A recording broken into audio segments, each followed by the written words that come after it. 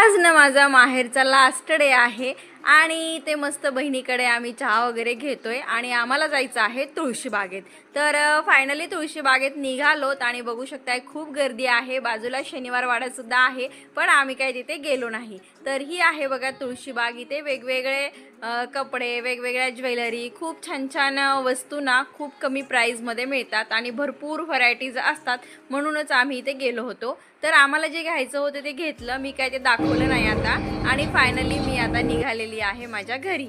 तर घरी आल्याच्या नंतर बघू शकताय काय अवस्था झाली आहे माझ्या घराची। मी 10 दिवस घराच्या बाहेर होते, तर घर एकदम असं अस्तव्यस्त आणि जिथला पसारा तिथं आहे।